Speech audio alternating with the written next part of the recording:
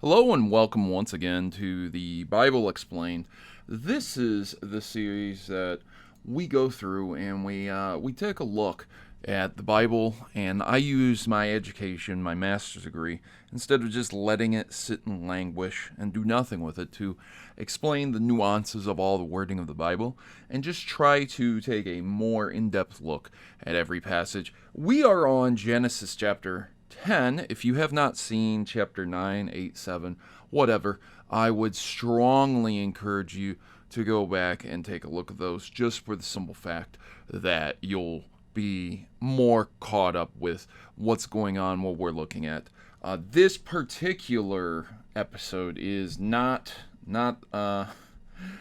really that amazing, not really that spectacular. We're not going to be talking about anything outstanding here. I know what a way to encourage people to listen, but the important part is that it is more about lineage, and it is actually lineage and generations of Noah. So this is important to know, but it's going to be rather short, and then we're just going to go ahead and continue on into the next one in the next episode. So yeah, let's just begin. As always, you have an invitation from Christ. You think you did something that was terrible, that not able to be forgiven, trust me, you'd be forgiven about anything. But the point is, we can never live sin-free no matter what we do. Not in this world. And that is very unfortunate, but that is the truth. So come to Christ while you have the chance. Let's begin with Genesis chapter 10, verse 1. Now these are the generations and sons of Noah, Shem, Ham, and Japheth. And unto the sons were born after the flood. So here we go. I'm just going to go through it all. All right. Verse 2. The sons of Japheth, Gomer and Magog, and Madai, and Javan, and Tubal, and Meshech, and Tiras.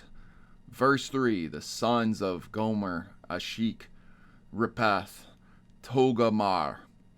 Verse 4. And the sons of Javan, Elishah, Tarshish, Kittim, and Dodanim. Verse 5. By these were the isles of Gentiles divided in their lands, every one of his tongue, after their families, in their nations. So we have to stop here, because it's making this distinction that these is where the division came, the Gentile division. The Gentiles came and divided their lands. Okay, so we have all these families that are supposedly to inherit, but their lands were divided. Now, I'd like to make a point right now that, once again, a lot of people don't like to acknowledge, a lot of people can't acknowledge, especially a lot of theologians, that who are the Gentiles? Where did the Gentiles come from? Because if you do recall, Noah and his family, about 7 people or so, depending on, what you believe, what the scripture says, let's just call it Noah, his wife, and his sons and their wives. Okay, so there you go. A small handful of people. They were all Jews, right? They were all God's people, right? Perhaps they weren't. Perhaps they were the Gentiles. But we just assumed that they were, quote-unquote, God's people, God's Jews. So why would then there be a statement after several generations that these Gentiles came in and divided the lands? Unless they themselves were the Gentiles. That the wives of Noah's sons were not Jews and they were Gentiles. And for the simple fact that we have these two, and the Gentiles were warring with the Jews, God's people. And again, there you go. We'll say it again. By these were the isles of the Gentiles divided in their lands, every one after his tongue, after their families, in their nations. By these were the isles of Gentiles. What isles of Gentiles? Who were the Gentiles, right? So, a distinction that has to be made, an answer left undone. Let's begin again. Verse 6, and the sons of Ham, Cush, Mizraim, Phut, and Canaan. Verse 7, and the sons of Cush, Seba, Havilah, Sabtechah, Raamah, Sabtechah, and the sons of Raamah, Sheba, and Dedan. Verse 8, Cush begat Nimrod. He began to be a mighty one on earth. Verse 9, he was a mighty hunter before the Lord. Wherefore it is said, even as Nimrod the mighty hunter before the Lord. Thank you for the redundancy. Whoever wrote that, that's fantastic. But that is important, even though there's redundancy.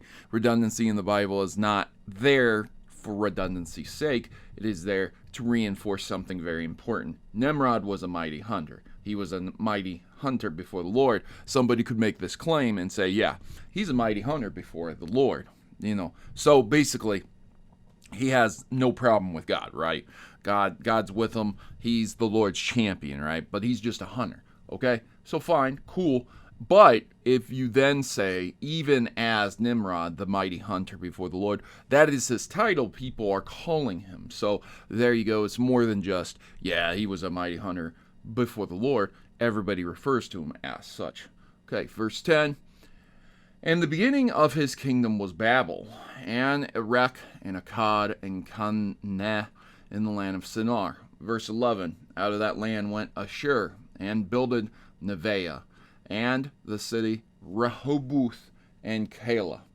Verse 12, and Rezin between Ladaim, and Anam, and Lahabim, and Nephathim. Verse 14, and Pathursim, and Kaslaham, in brackets, out of whom came Philistim, and Capthahuram. Verse 15, Canaan begat Sidon, his firstborn, and Heth. Verse 16, and the Hevite, and the Archite, and the Sinite. Verse 18, and the Arvadite, and the Zermite, and Hamathite. And afterward were the families of the Canaanites spread abroad.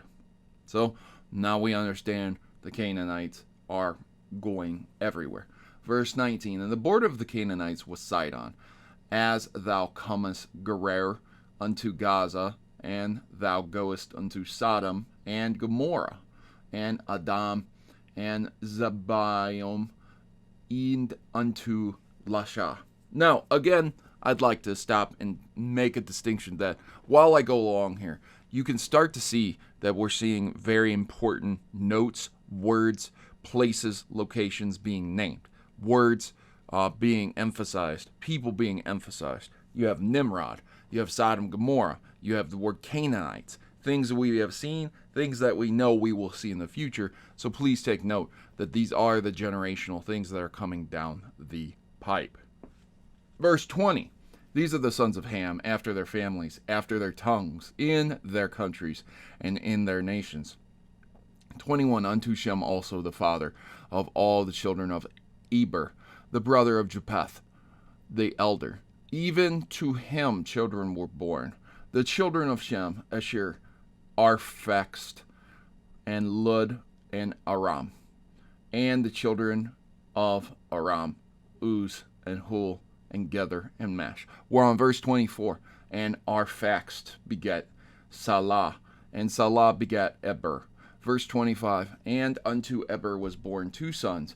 The name of one was Peleg, for his days on the earth were divided, and his brothers was Joktan. Now again, very strange that we just stop randomly, and we're like, hey, this guy wasn't living on the earth that long, okay?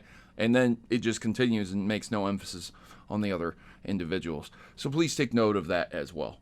Verse 26, Jacham begat Al-Madad, and Japheth, and Hazarvamalath, and Gerar. Verse 27, and Hadoram, and Azullah, and Dekalah. Verse 28, and Obal, and Abimal, and Sheba. Verse 29, and Orphir, and Havilah, and Jabab. All these were the sons of Joktan. Verse 30, and their dwelling was from Meshech, as thou goest into Sephar Mount of the east. 31, these are the sons of Shem, after their families, after their tongues, in their lands, after their nations. Verse 32, these were the families and sons of Noah. The generations, in their generations, their nations were divided in earth after the flood. It makes this important distinction due to the simple fact that, indeed, the nation was divided. All of these nations were divided for various reasons. The question is, was it because the Gentiles? Was it because the corruption? Was it because sin? And I would say that after a certain period of time, people have to leave, people have to go places because the families build up too much. There's too much stuff. There's too many people and not enough resources to survive. So, if you have 1,000 people in one area and you only have one river and you only have so much meat and you only have so many fields, people are going to have to leave and make their own kingdom. This is an unfortunate truth of the world. Without enough resources, people aren't going to survive. And so the simple fact is that they broke up and they went to different locations. And after many, many generations, they felt no kindred towards their families in other locations. And the resources began to dry up. They had bad seasons. And then we all know the rest. War occurs. So either people forget each other or war for resources. Now, unfortunately, this is a very, very short episode of the Bible Explained. There are some emphases to take away from this. There are some notes where the Bible itself is saying, hey, this guy did this guy did that. But for the most part, it's just explaining the generations of Noah and how we got across, a certain period of time to where we are now in the Bible and looking and focusing. It establishes certain locations and cities, how they're being created, who's creating them, who's founding them, and why they exist later on. And that's an important distinction because they just don't pop up. So there you go, ladies and gentlemen. I would invite you once again to accept Christ's forgiveness. We'll get into that way later on. But for now, we're still exploring Genesis, and I'll be back here again. I want to apologize for a great period of time in between these episodes. There are times where I am extremely busy, and I don't have a lot of time off to just do what I need to do. And this is one of those times where I'm able to get an episode in. So I hope you did enjoy it. If you do, make sure you subscribe. Come back. Next time, we're going to be doing the whole Bible until it's finished, and that will be that. Good afternoon. I hope you guys have a good one, and as always, God bless.